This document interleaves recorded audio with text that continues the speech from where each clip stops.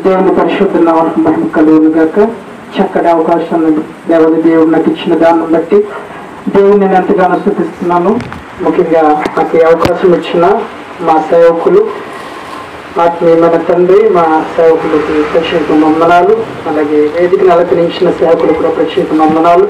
ఇప్పుడు వచ్చిన మీ అందరూ కూడా నా ప్రత్యేక వందనాలు తెలియజేస్తున్నాను. వాక్య నిమిత్తం చిన్న ప్రార్థన చేద్దాం. దయచేసి తనలో ఉంచండి. మహాపరిశుద్ధుడమైన మా పరమ తండ్రి, ఈ ఘనమైన శ్రేష్టమైన అతి పరిశుద్ధమైన నామానికి ఎలా వందనాలు, స్తోత్రాలు ప్రభు. అలుపురిని జ్ఞానములైన నన్ను మీరు ఇక్కడ నిలబెట్టిన దాన్ని బట్టి నీకు వందనాలు, స్తోత్రాలు.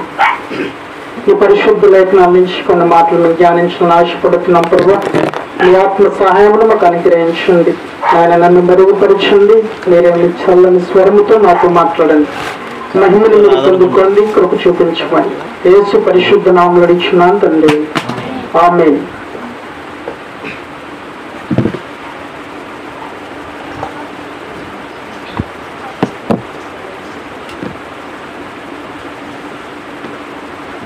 నేను తీసుకున్న అంశం వచ్చి క్రొత్త జన్మ. ఏంటండి? క్రొత్త జన్మ. ఈ విషయాన్ని మనం ఇక్కడ మత్తయి సువార్తలో చూస్తున్నాం. క్షమించండి, యోహాను సువార్తలో నికోదేము అడుగుతున్నాడు యేసయ్యను.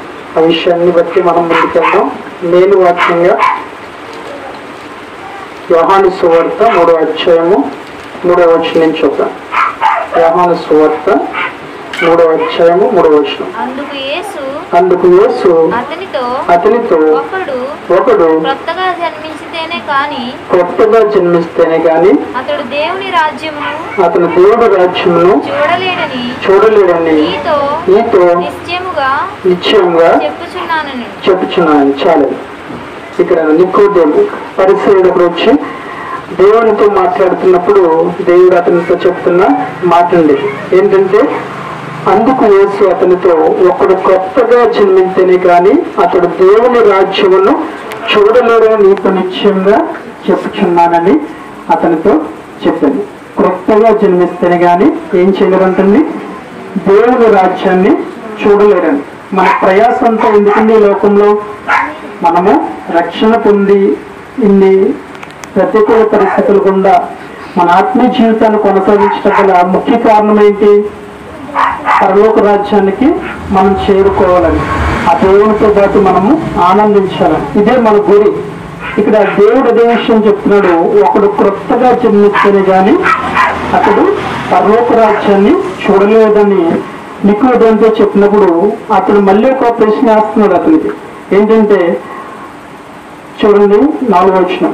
ముసలివాడైన మనుషుడిలాగా జన్మింపగలడు, రెండవ మారు తల్లి గర్భమందు ప్రవేశించి జన్మింపగలడా అని ఆయన అడుగుగా యేసు ఇతనెను, ఒకడు నీటి మూలముగాను ఆత్మ మూలముగాను జన్మితేనే గాని దేవుని రాజ్యంలో ప్రవేశింపలేడని నీతో నిశ్చయంగా చెప్పుచున్నానని. శరీరంలో ఉన్న మనము మళ్ళీ జన్మించాలంటే మళ్ళీ తల్లి గర్భంలోకి వెళ్ళటమో అసాధ్యం కదండి. శరీరకమైన జన్మ గురించి ఇక్కడ యేసుక్రీస్తు ప్రభువు చెప్పలేదు, కానీ ఆత్మ సంబంధమైన జననం గురించి చెప్పాడు. అదే విషయాన్ని ఇక్కడ ప్రభు మళ్ళీ చెప్తున్నాడు. ఏంటంటే, ఒకడు నీటి మూలముగాను ఆత్మ మూలంగాను జన్మిస్తేనే గాని దేవుని రాజ్యంలో ప్రవేశింపలేడని నీతో నిశ్చయంగా చెప్తున్నాను. అంటే మొదటి వచనంలో ఒకడు కొత్తగా జన్మిస్తే ఏం చేస్తాడంటండి? పరలోక రాజ్యాన్ని చూస్తాడు. ఒకడు నీటి మూలముగాను ఆత్మ మూలంగా జన్మిస్తే పరలోక రాజ్యంలో ప్రవేశిస్తాడండి. 2 వచనాల్లో వచ్చేసి మనకు కనబడుతుందండి. మొదటి వచనంలో చూస్తారు అని చెప్తున్న ప్రభు, రెండోసారి ఏం చెప్తున్నాడు? ప్రవేశిస్తాడు అని చెప్తున్నాడు. అర్థమవుతుందండి. అంటే మనము ఎప్పుడైతే ఒకసారి నీటి మూలంగా జన్మించామో మనం పరలోక రాజ్యాన్ని చూడటానికి అవకాశం ఉంది. మనం ఎప్పుడైతే ఆత్మ మూలం కూడా జన్మించామో అప్పుడు ప్రవేశిస్తామని వచ్చేసి మనం గమనించాలి. అంటే మనకు ఉదాహరణకి చూడండి, ఏదన్నా ఒక అమలాపురం ఎగ్జిబిషన్ పెట్టాడు అనుకోండి, మనం దారి వెళ్తే చూసాం అనుకో, చాలా బాగుంది అనుకుంటూ వెళ్ళిపోవచ్చు. కానీ దాని లోపల ఏముంది, ఆ లోపల ఉన్న ఆనందాన్ని లేదంటే అక్కడ ఉన్న వస్తువులను బట్టి మనం ఆనందించలేం, కేవలం చూస్తాం అంతే. అదే లోనికి వెళ్తే దాని యొక్క విలువ ఏంటి, అక్కడ ఏమున్నది అన్నది మనకు తెలుస్తుంది.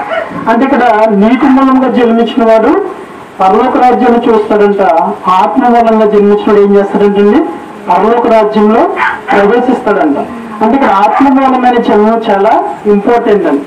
ఇక్కడ ఆత్మ మూలమైన జన్మము చాలా ఇంపార్టెంట్. ఈ రోజు క్రైస్తవులు అనబడుతున్న చాలా మంది కూడా వెనకబడిపోవటం కారణం ఏంటంటే, లేదంటే బలహీన పడిపోవటం కానీ, లేదా సంఘాన్ని కానీ, సాకులు కానీ, లేదా పరిచయం కానీ నిర్లక్ష్యం చేయడం గల కారణం ఏంటంటే, చాలా మంది నీటి మూలంగా జన్మించారు కానీ ఆత్మ మూలంగా జన్మించట్లేదు. అందుకే దేవుని కొరకు ఆ తృష్ణ, ఆశ చాలా మంది ఉండట్లేదు. ఏదో ఆదివారము మందిరంకి వెళ్ళాము వచ్చాము అన్నట్టుగా ఉంటున్నారు తప్ప, దేవుని కొరకు నేను ఏదో చేయాలి, దేవుని పని చేయాలి, నశించిపోతున్న ఆత్మల్ని నేను రక్షించాలనే ఒక బాధ అనేక మందిలో కనపట్లేదు. దానికి కారణం ఏంటంటే ఆత్మమూలమైన జన్మ చాలా మంది జన్మించట్లేదు. ఇక్కడ యోహాను గారు, బాప్తిసం ఇచ్చి యోహాను గారు చెప్తున్న మాటలు ఏంటంటే, అతని దగ్గరికి అనేక మంది వచ్చి బాప్తిసం తీసుకున్నప్పుడు, పరిచర్లు సర్దుకేలు తీసుకున్నప్పుడు, సర్ప సంతానమా రాబో గురం తప్పించడానికి మీకు బొడ్డు చెప్పినాడు అవడని చెప్పి, మీరు నా వెనక వచ్చి అనేది విశ్వాసం ఉంచండి అని చెప్పి అతను ఏం చేస్తాడంటే, వెనక వచ్చినాడు పరిశుద్ధాత్మలో మీకు బాప్తిసం ఇస్తాడు. ఇంకొక చూడండి, పరిశుద్ధాత్మలోను అగ్నితోనూ ఆయన మీకు బాప్తిసం ఇస్తాడని. అంటే ఒక సేవకుడు ఎప్పుడైతే మనకి బాప్తిసం ఇచ్చాడో మనం ఏం చేయాలండి, వెనక వచ్చేవాడు మనం చూడాలి.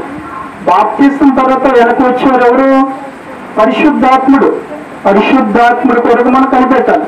పరిశుద్ధాత్ముడు కొరకు ఎప్పుడైతే మనం కనిపెట్టామో ఆ పరిశుద్ధాత్ముడు మనకి పరిశుద్ధాత్మలోను అగ్నిలోను బాప్తిసం ఇస్తాడని.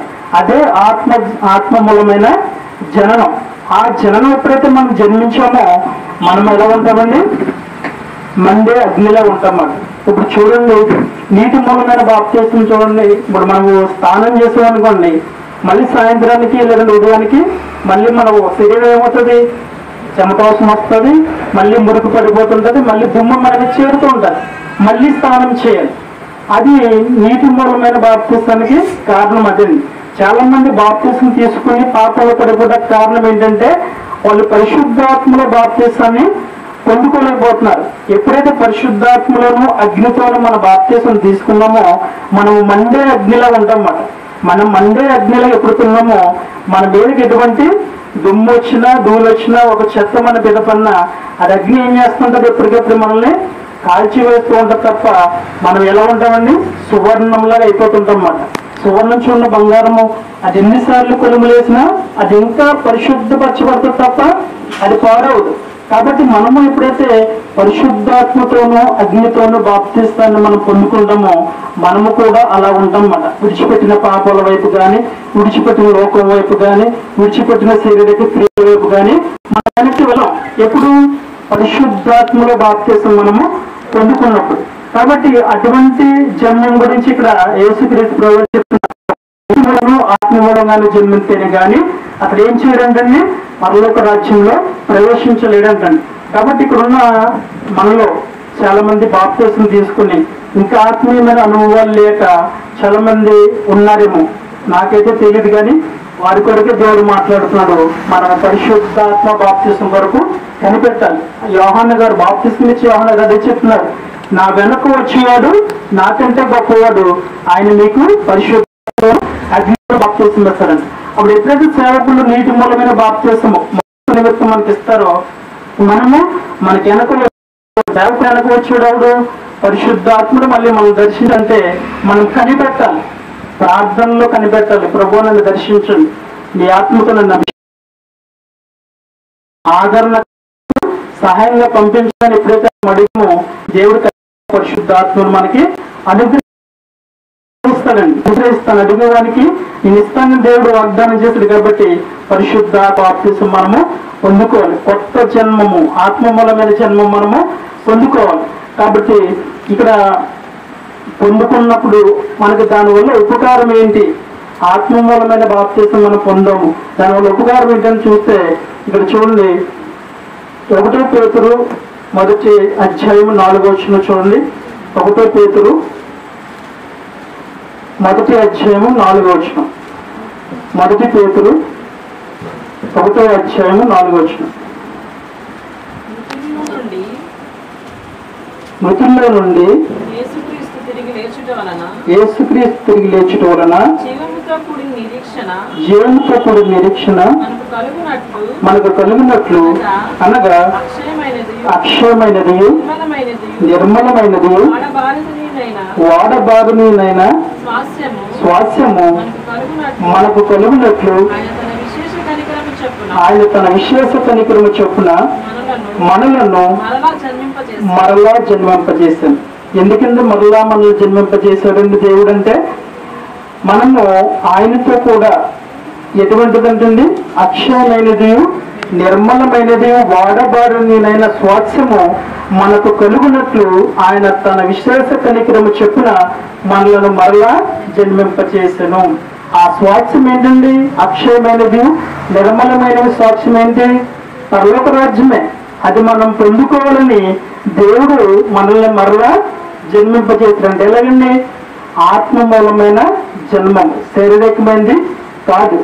ఆత్మ మూలమైన జన్మము మళ్ళీ మనకి దేవుడు కలగజేశాడు, మళ్ళీ మనల్ని జన్మింపజేశాడు. దేనికోసము? ఆ పరలోక స్వాస్యము, పరలోక రాజ్యం అనే స్వాస్యాన్ని మనం పొందుకోవడానికి దేవుడు మనల్ని ఏం చేశాడంటండి? మరలా జన్మింపచేశాడు. ఇక్కడ మనం కొత్తగా జన్మించాము అని చాలా మందికి తెలియదండి. కొంతమంది పరిశుద్ధాత్మ పొందుకున్నా కూడా నేను పరిశుద్ధాత్మ పొందుకున్నానా లేదని ఒక్కొక్కసారి సేవకులు మా చర్చలు అడుగుతూ ఉంటారు.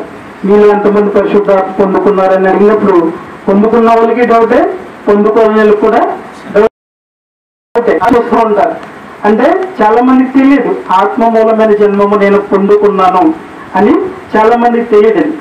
మనకి ఆ యొక్క విలువ లేదంటే ఆ యొక్క క్రియలు మనకి ఎలా తెలుస్తాయంటే ఫలములండి. ఇక్కడ బాప్తిస్మ ఇచ్చి యోహాను గారు మాకు మాట చెప్తారు చూడండి. మత్తయి సువార్త 3:7 చూడండి. మత్తయి సువార్త 3:7 అతడు పరిసయ్యులలోను సద్దుకయ్యులలోను అనేక మంది బాప్తిస్మ పొందుట వచ్చి చూచి చదువు. సర్ప సంతానమా, రాబో ఉగ్రతను తప్పించుకున్నటకు మీకు బుద్ధి చెప్పిన వాడెవడు? మారు మనస్సుకు తగిన ఫలము ఫలించుడి. చాలండి. మారు మనసుకు తగిన ఫలాలు మనం ఫలించాలి. బాప్తిస్మ తీసుకుంటే మనము సరిపోదండి. నేను మారు మనసు పొందాను లేదంటే నూతనంగా జన్మించాను అని చెప్పుకునే మనము తగిన ఫలాలు ఫలించాలంటండి. ఎటువంటి ఫలాలండి? మారు మనసుకు కొన్ని ఫలాలు ఉన్నాయి. మన శారీరకంగా కొన్ని ఫలాలు ఫలిస్తాం, అది లోకానుసారంగా అందరూ ఫలిస్తుంటారు. మారు మనసుకు కొన్ని ఫలాలు ఉన్నాయంట. అక్కడ ఆత్మీయ ఫలాలని 1 కొరింథీ 12:8 ఉంటుంది. చదవట్లేదండి చెప్తున్నాను. క్షమించండి. గలతీ పత్రిక 5:22 ఉంటాయి. ఏంటండి? ఆత్మ ఫలములు. ఇక్కడ యోహాను గారు బాప్తిస్మ ఇచ్చి యోహాను గారు ఏం చెప్తున్నారు? మారు మనసుకు తగిన ఫలాలు మీరు ఫలించాలి. ఎప్పుడైతే బాప్తిస్మ తీసుకున్నారో మారు మనసు మీరు పొందారో తగిన ఫలాలు మీరు ఫలించాలి అని చెప్తున్నాడు. ఇక్కడ గలతీ పత్రికలో 5:22 కొన్ని ఆత్మ ఫలాలు దేవుడు చూపిస్తూ ఉన్నాడు.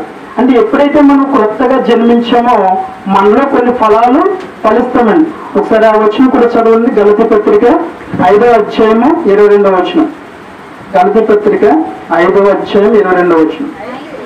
అయితే ఆత్మఫలం ఏమనగా ప్రేమ, సంతోషము, సమాధానము, దీర్ఘశాంతము,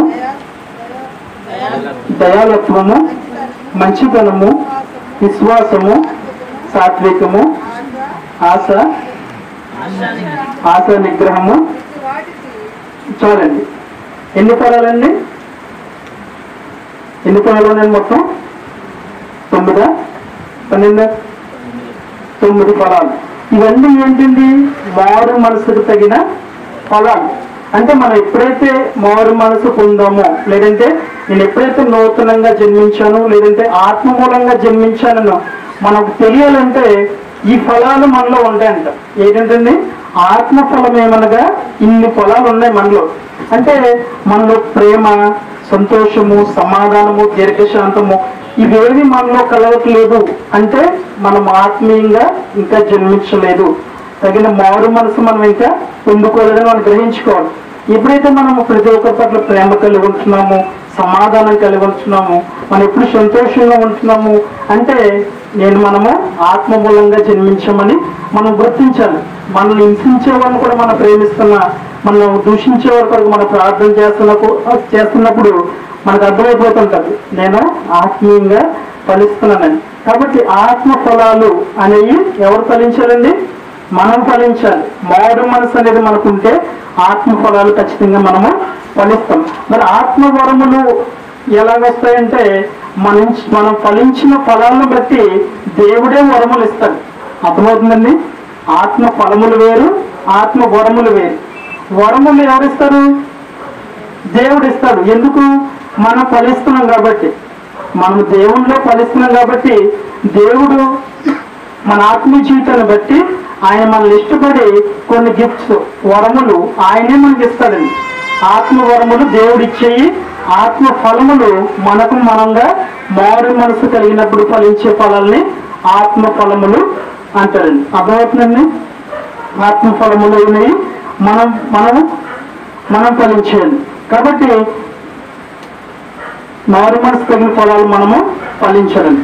బాగుంది. ఎప్పుడు ఫలిస్తాము అని మనం ఆలోచన చేస్తే చూడండి, ఆత్మ ఫలములు మారు మనసు వచ్చినంతనే మనం ఫలించలేమండి. ఇంకొక దానికి ఒక ఉదాహరణ ఏంటంటే చూడండి, ఎప్పుడు ఫలిస్తామంటే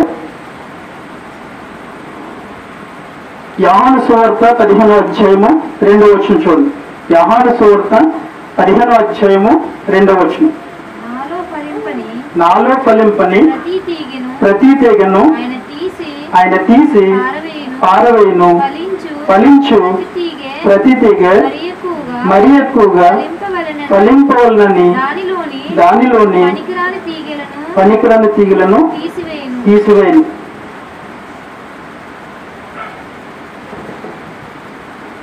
నా యందు నిలిచింటే కానీ ఫలించదని మాట ఉంటుంది. నా యందు నిలిచిండుడి, మీ యందు నేను నిలిచిండుడి. తీగ ద్రాక్షలో నిలిచింటే గాని తనంతట తాను ఎలా ఫలింపదో అలాగే నా యందు నిలిచింటేని గాని మీరును ఫలింపరు. మనము మారు మనసు పొందాము అని ఆత్మీయ ఫలములు మనం ఫలిస్తున్నామని విరవీగి దేవునికి దూరం అయిపోయామా మళ్ళీ దుష్టుడు మనల్ని వాడేసుకుంటాడు. మనం ఎక్కడ ఉండాలంటే దేవునిలో మనం ఉంటేనే ఫలిస్తాం.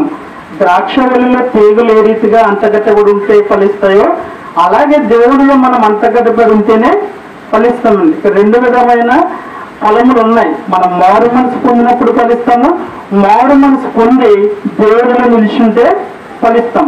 అంటే కొంతమంది చూడండి ఆత్మీయ జీవితంలో చాలా హెచ్చుకెళ్ళిపోయి మళ్ళీ భ్రష్టులు అయిపోతూ ఉంటారు. ఎందుకండి? వాళ్ళలోకి తెలియని గర్వం వచ్చేస్తుంటారు.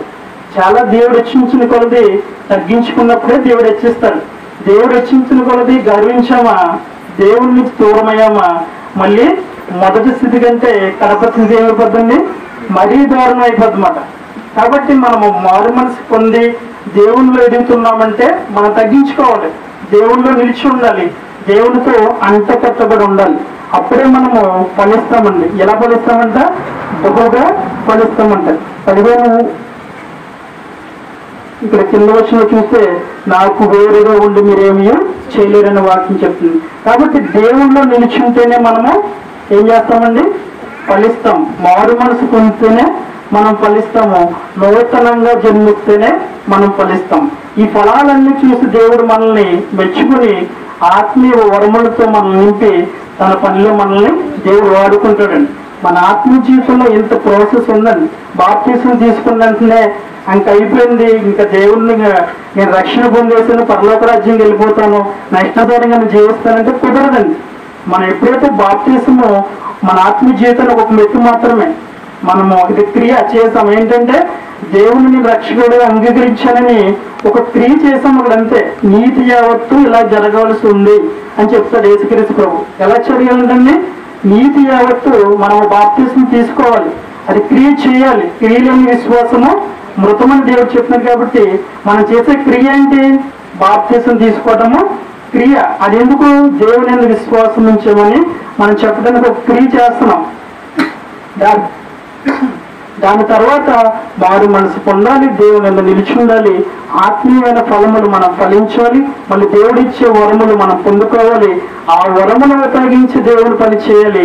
దేవుని గొప్ప చేయాలి, మనం ఇంత ప్రాసెస్ మన ఆత్మీయ జీవితంలో ఉండండి. కాబట్టి ఇవన్నీ తెలియక చాలా మంది ఈరోజు మేము వస్తున్నప్పుడు కూడా నాకు చాలా బాధ అనిపిస్తుంది. ఎందుకంటే మా సంఘ సభ్యులు ఇంచుమించు 60-70 మంది ఉంటారండి మెయిన్ బ్రాంచ్ లో. నేను తీసుకొచ్చింది వ్యాన్, నాకు సొంతంగా వ్యాన్ ఉందండి దేవుడి కృపను బట్టి. మొన్న ఆదివారం అనౌన్స్ చేసాం, మీ కొరకు వ్యాన్ పెడతాము, మీరు ఎంతమంది వస్తారో అంతమంది సిద్ధపడండి అని చెప్పినప్పుడు మా మామ పల్లలమ్మ గారండి ఆవిడప్పుడే సిద్ధపడి ఉందండి. వచ్చినప్పటికి నేను డ్యూటీకి వెళ్ళి వచ్చినప్పటికి మా భార్య అంటుంది, పల్లమ్మ ఒక్కరితే ఉందండి, ఏం చేద్దాము, మన బండి మీద వెళ్ళిపోదామా లేకపోతే వ్యాన్ వేసుకుని మామని తీసుకెళ్దామా అని. మేము తజ్జిన వజ్జిన పట్టణంలోనే ఒక అరగంట లేట్ అయిపోయింది. మేమిద్దరము నా భార్య నా బిడ్డతో బయలుదేరి సగం దూరం బండి మీద వస్తాం. మళ్ళీ మా సంఘ విశ్వాసాలు రామలక్ష్మి గారు ఫోన్ చేశాను, ఇలాగ మీటింగ్కి వస్తున్నారా అంటే, వ్యాన్ ఎడితే వస్తామండి, లేదంటే మేము రాటాకి అవ్వదు, బండి తీసుకొచ్చి ఎవరు లేరండి అన్న. మళ్ళీ ఆవిడ కోసం మళ్ళీ వెనక్కి తిరిగి వచ్చి వాళ్ళిద్దరిని తీసుకుని మేమిద్దరం 4 వచ్చాము వ్యాన్లో. అని నేను ఎందుకు చెప్తున్నానంటే, నిజంగా వాళ్ళందరూ ఆత్మీయమైన జన్మము, లేదంటే మా ఆత్మలో అంత తృష్ణ, దేవుని కొరకు అంత ఆశలు ఉంటే ఆ వ్యాన్ ఎట్టకపోయినా ఎన్ని అడ్డంకులు ఉన్నా అటు ఎక్కైనా లేదంటే ఎలాలోని దేవుని మందిరానికి వెళ్ళిపోవాలనే ఆశతో వాళ్ళు వచ్చేది పరుగులు పెడుతూ దేవుని సన్నిధికి. కాబట్టి ఈరోజు రక్షణ పొందిన మా సంఘం అనే కాదు, ఎక్కడ చూసినా కూడా ఆత్మీయ జీవితంలో చాలా మంది బలహీనపడిపోతున్నారు. దేవుని రాక సమీపించుకుని కూడా రక్షణ పొందిన వాళ్ళు అనేక మంది భ్రష్టులు అయిపోయి దేవునికి వ్యతిరేకం అయిపోతున్నారు. అంటే ఆత్మీయ జీవితంలో సరైన స్థిరత్వం ఉండలేదు. ఎందుకు? మారు మనసు తగిన ఫలాలు ఫలించట్లేదు. మారు మనసు అనేది చాలా మందికి కరువైపోయింది. రక్షణ పొందుతోటే ఇక్కడతో ఈ యొక్క చాప్టర్ అయిపోయింది. ఇంకా దేవునికి మందిరానికి వెళ్ళినా వెళ్ళకపోయినా, వాక్యం ప్రకటించకపోయినా, దేవునికి ఇష్టంగా బ్రతికినా బ్రతకపోయినా పర్వాలేదు, నేను బాప్తిస్మం తీసేసుకున్నాను, నేను క్రైస్తవుని అని చెప్పుకుని తిరిగేస్తున్నా తప్ప చాలా మంది దేవునికి దూరంగానే బతుకుతున్నారండి. కాబట్టి తెలిసి చేసిన వాడికి ఎక్కువ దెబ్బలు తగులుతాయంట, తెలియని చేసిన వాడికి ఎక్కువ దెబ్బలు తగలని దేవుడు చెప్తున్నాడు. కాబట్టి మనం దేవుణ్ణి తెలుసుకున్నాం, సరైన జీవితాన్ని మనం జీవించకపోతే మనకే ఎక్కువ దెబ్బలు తగులుతాయండి. ఎవరికండి? తెలిసిన వాళ్ళకే ఎక్కువ దెబ్బలు తగులుతాయి. స్కూల్కి వెళ్ళి హోంవర్క్ చేయని వాడికి ఎక్కువ దెబ్బలు తగులుతాయి. మానేసుడు ఏం చేస్తాడు? మానలేదు కాబట్టి దెబ్బలు కూర్చోబెట్టేస్తారు. స్కూల్కి వెళ్ళి కూడా హోంవర్క్ చేయాలండి, 2-3 దెబ్బలు పడతాయి. అలాగే దేవుణ్ణి తెలుసుకున్న మనము సరైన జీవితాన్ని జీవించకపోతే మనకే ఎక్కువ శిక్ష అండి. తెలియని వారికి అంతా దేవుడు వారిని క్షమించవచ్చు, లేకపోతే ఆయన రాకడ సమయంలో వారికి ఏదో విధంగా వాళ్ళకి సువార్త ప్రకటింపబడవచ్చు. ముందుగా రక్షింపబడిన మన మీద భారం ఉంది, అనేక మంది నశించిపోతున్నారు. మన ఆత్మీయ జీవితం ఇంకా బలహీనపడిపోతుంది. మన కుటుంబాలనే మనం ఇంకా కట్టుకోలేదు. రక్షణ పొందిన వారి కుటుంబంలోనే వ్యతిరేకులు ఉన్నారండి. చాలా మంది కుటుంబాల్లో అందరూ కూడా రక్షణ పొందలేదు. పొందు కూడా భిన్నమైన అభిప్రాయాలతో చాలా మంది ఉంటున్నారు కుటుంబాల్లో. కుటుంబం కలిసి ప్రార్థించడం కూడా చాలా కష్టమైపోతుంది. నా కుటుంబ సభ్యులు ఇంచుమించు 15 మంది ఉంటారండి. నా ఆశ, నేను రక్షణ పొందిన కానీ ఎక్కువ ఆశ ఏంటంటే, ఈ 15 మంది ఒకసారైనా కుటుంబ ప్రార్థనలు ఏకీపిస్తారా అని ఆశపడతాను నేను. కనీసం ఒక 4-5 ఏకీపించడం కూడా కష్టమైపోతుంది కుటుంబ ప్రార్థనలో. అంటే మన కుటుంబాలనే మనము కట్టుకోలేని స్థితిలో మనం ఉన్నామండి. కాబట్టి కుటుంబం అంతా ఆత్మీయంగా ఉంటే ఎంత ఆశీర్వాదం అండి. రక్షణ గురించిన సునాదము మన గృహాల నుంచి వినపడాలంట. ఎవరికి? అన్యులకు వినపడాలి. దేవుని గురించిన సునాదము, రక్షణ గురించిన సునాదము మన గృహాల నుంచి అనేక మందికి వినపడాలంట. మనకే వినపడలేదు మన గృహాల్లో రక్షణ గురించిన సునాదము. కాబట్టి ఆలోచన చేయండి. ఈ రాత్రికాల సమయంలో దేవుడు మనతో మాట్లాడుతున్నాడు. మన ఆత్మీయ జీవితం ఎలా ఉంది? మారు మనసు తగిన ఫలాలు మనం ఫలిస్తున్నామా? దేవుడిచ్చే వరాలు మనం పొందుకుంటున్నామా? దేవుని కొరకు మనం ఏం చేస్తున్నాం? పొద్దున్న లేచిన కానీ సాయంత్రం వరకు మన జీవితం కొరకే మన పోరాటం. పొద్దున్న లేచిన కానీ టిఫిన్ చేసామా, భోజనం చేసామా, మళ్ళీ సాయంత్రం భోజనం చేసామా, పడుకున్నామా, లేచామా, మన అవసరాలు మనయ్యే. నా పిల్లలు, నా భార్య, నా ఇల్లు, నా బంధువులు, నా స్నేహితులు, ఇదే మన రొటీన్ జీవితం అయిపోయింది. ఇన్ని మన జీవితంలో గడిచిన దినములన్నింటిలో దేవుడు ఎన్ని మేలు చేశాడు. ఈ రోజు వరకు దేవుడు మన సజీవులు ఉంచాడు. నేను దేవుని కొరకు ఏం చేస్తున్నానో అనే ఆలోచన మనలో ఎవరికి రావట్లేదండి. పొద్దున్న లేచిన సాయంత్రం వరకు మన జీవితాల కొరకే పోరాటం, మన జీవితాల కొరకే ఆరాటం. ఏదో లోకంలో ఏదో సంపాదించాలి, లోకంలో ఏదో పొందుకోవాలి, ఇల్లులు కట్టుకోవాలి, పెళ్ళిళ్ళు చేసుకోవాలి, పిల్లల్ని చదివించుకోవాలి, వాళ్ళకి మంచి ఉద్యోగాలు రావాలి అనే పోరాటం తప్ప పిల్లలకి భక్తి నేర్పిస్తే వాళ్ళు రాబోయే తరంలో లేదంటే వాళ్ళ నెక్స్ట్ జనరేషన్లో వాళ్ళ ఒక మంచి పునాది, ఆత్మీయ పునాది ఏర్పడుతుందని ఎవరూ ఆలోచించట్లేదు. బాలు నడవలసిన త్రోవను వారికి నేర్పినప్పుడు వాడు పెద్దవాడైనప్పుడు, వృద్ధుడైనప్పుడు కూడా దాన్ని తొలగిపోడంట. ఈరోజు కుటుంబాల్లో చిన్న బిడ్డలు ఎంతమంది దేవుని భయభక్తులు కలిగి ఉంటున్నారండి? రక్షణ పొందిన కుటుంబాల్లోనే ప్రతి ఒక్కరు కూడా టీవీలకి, సెల్ ఫోన్లకి బానిసలైపోయారు. ఎవరు కూడా ప్రార్థన అంటే మోకరించే అనుభవాలు కుటుంబంలో చిన్నపిల్లలకు కానీ పెద్దవారికి కానీ లేవు. కాబట్టి ఇదన్నిటికీ ఒక సూచన ఏంటంటే మనము దేవుని రాకడ బహు సమీపంలో ఉంది. ఎక్కడ చూసినా మనం చూస్తూ ఉన్నాం. యుద్ధాలు, కరువులు, భూకంపాలు, జనం మీదకి జనము, రాజ్యాల మీదకి రాజ్యము. ముఖ్యంగా రక్షణ పొందిన అనేక మంది బలహీనపడిపోతున్నారు, వెనకడుగు వేస్తున్నారు. ఇవన్నిటికీ సూచనలు ఏంటంటే దేవుడు రాకడ ఒక సమీపంలో ఉంది. కాబట్టి మనము ఆత్మీయమైన జీవితము ఏంటంటే నీటి మూలంగా జన్మించిన మనము ఆత్మ మూలంగా జన్మిస్తేనే మనం పరలోక రాజ్యంలో ప్రవేశిస్తాము. ఈ విషయాలను మనం అందరము గుర్తు చేసుకుంటూ ఈ రాత్రికాల సమయంలో దేవుడు మనతో మాట్లాడుతున్నాడు. కాబట్టి ఈ రోజు నుంచి అయినా మన ఆత్మీయ జీవితంలో దేవునికి ఇష్టమైన ఫలాలు ఫలిందాం అని ఇచ్చే వరములు పొందుకుని దేవుని కొరకు వాడబడుతుంది. కొత్త మాటలు దేవుడు దీవించుకుంటారు. ఆమె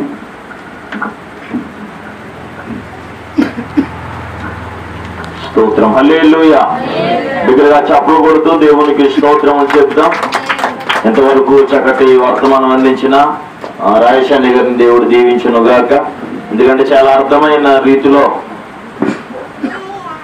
ఇష్టమైన జీవితాన్ని మనం బ్రతకకూడదు, కానీ మారు మనసుకు తగిన ఫలము ఫలించాలి.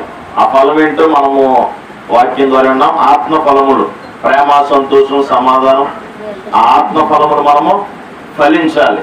అన్నిటికంటే ప్రాముఖ్యమైనది ఆత్మ లేనివాడు నావాడు కాదని దేవుడు అన్నాడు. కాబట్టి మారు మనసు పొంది బాప్తిస్మం తీసుకున్న వారు పరిశుద్ధాత్మ అనే అనుభవంలో ఉన్నారా లేరా? మరొకసారి దేవుడు మనతో మాట్లాడాడు. మనమే ప్రశ్నించుకొని పరిశుద్ధాత్మ శక్తిని పొందుకుందాం. ఈ కొద్ది మాటలు దేవుడు దీవించునుగాక. ఇంతవరకు చక్కటి వాక్యాన్ని అందించిన రాజేశాని గారికి మా ప్రత్యేకమైన వందనాలు. దేవుడు వారిని దీవించునుగాక. అసలే యేసయ్య ఆశీర్వాద పండుగను ఎలాగ ఏర్పాటు చేశారు, ఎందుకు ఏర్పాటు చేశారో దైవజనుల నాన్నగారు ఒక్క నిమిషం చెప్తారు. ఎందుకంటే రేపొద్దున మళ్ళీ పిల్లలు స్కూల్కి వెళ్ళాలి, వాళ్ళ మొక్కలు తయారేసేసారు. అందరూ చప్పలు కొడుతూ దైవజనుల్ని ఆహ్వానిద్దాం. ఆఖరి గడియ ప్రభుత్వ మనకి మేము కలిగాక ఒక్క నిమిషంలో మాటను ఒకరందరికీ ఒకే వందనం, అందరికీ ఒకటే వందనం. ఒక్క నిమిషం నాకు ఉంది. ఓకే, మన టైటిల్ ఏంటండి? దాంట్లో వాక్యం ఉంది. ఏంటది? అందరికి ఇచ్చాను నేను, పాంప్లెట్లో అందరికి ఇచ్చాను. యేసయ్య ఆశీర్వాదం ఐశ్వర్యం. అసలు ఐశ్వర్యం అంటే తెలుసా? ఐశ్వర్యం అంటే తెలుసా? అది ఒక్క నిమిషం ఇస్తారు మాట్లాడినవారు. చెప్పండి, ఐశ్వర్యం అంటే ఏంటి? లక్షాధికారి కాదు, మిలియన్లు ఏకంగా. నీకు డబ్బు ఎంత ఉంటుందో లెక్క పెట్టడానికి కూడా సరిపోలేనంత ఆశీర్వాదం. చెప్పండి, అందరూ నవ్వుతూ చెప్పండి. మనందరూ ఐశ్వర్యవంతులు అయిపోతున్నాం. ఐశ్వర్యవంతుడు అంటే ఏదో కోపంగా చూస్తున్నాడు. ఐశ్వర్యవంతుడు అంటే ఐశ్వర్యవంతుడు మనకు ఇప్పుడు దరిద్రులు ఉన్నాం అనిపిస్తుంది నాకు. ఎక్కడ చూసినప్పుడే ఎక్కడ చూసినప్పుడు పెద్ద గొప్పగా మేము తప్పు ఉందండి, ఎంత ఫైనల్ చేస్తున్నామంటే ఇంత ఈ చెప్పుకొస్తున్నారు అండి. ఇప్పుడు నా బాధ ఏంటంటే దేవుని ఆశీర్వాదం ఐశ్వర్యం ఇస్తుందండి. చెప్పబడి దేవుని మేము పంచుకున్నాం. ఈ ఐశ్వర్యం ఎలా ఉంటుందంటే నువ్వు ఎంతమంది పెట్టినా కానీ పెరగదే కాదు. ఇది ఎంతమంది పెడతారు? పెట్టడానికి ట్రై చేస్తూ ఉంటే మనం పెరిగిపోతూ ఉంటుందంట. అంత ఆశీర్వాదం దేవుడి దగ్గర ఉంది. మన ఏసే దగ్గరికే, బయట దగ్గర నువ్వు నమ్ముకున్న ఏసే దగ్గర మన ఏసే మనకి ఇస్తాడంటే ఖచ్చితంగా. ఏమి ఇస్తాడు మళ్ళీ చెప్పండి గట్టిగా? ఐశ్వర్యం. నువ్వు అన్నట్టుకి ఏడగున్నారు. చెప్పండి గట్టిగా? ఐశ్వర్యం. మనం అంటుంటే కోరిక మనకు పెరుగుతుంటుందండి, ఆశ కూడా పెరుగుతుంటుందండి.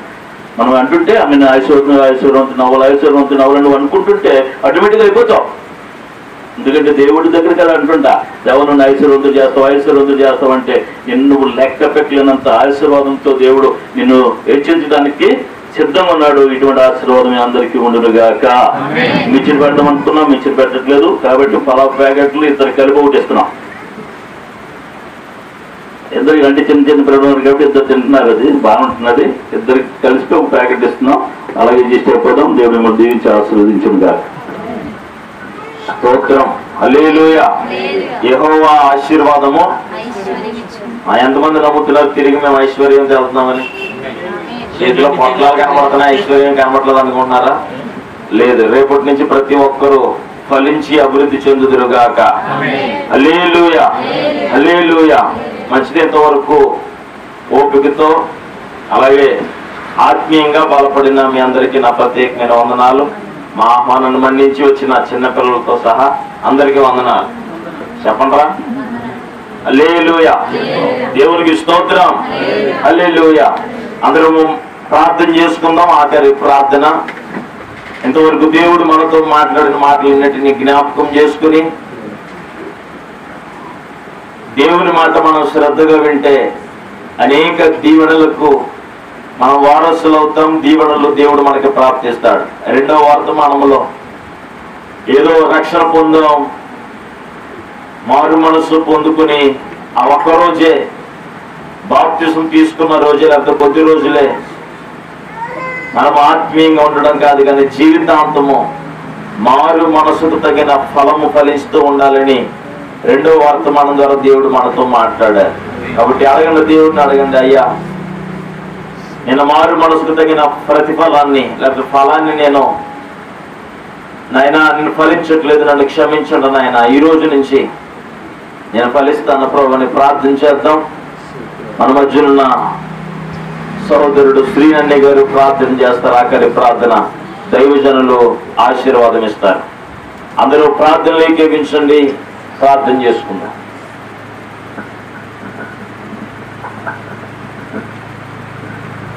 స్తోత్రం స్తోత్రం స్తోత్రం స్తోత్రం స్తోత్రం స్తోత్రం స్తోత్రం. మహాపరిశుద్ధ మహోన్నతుడ సర్వశక్తిమంతుడ సర్వాధికారి నీకే వందనాలు, స్తోత్రాలు స్తోత్రాలు ప్రభావ. అయ్యా నీకే వందనాలు, స్తోత్రాలు తండ్రి ప్రభావ. సర్వశక్తిమంతుడు నీకే వందనాలు, స్తోత్రాలు ప్రభావ.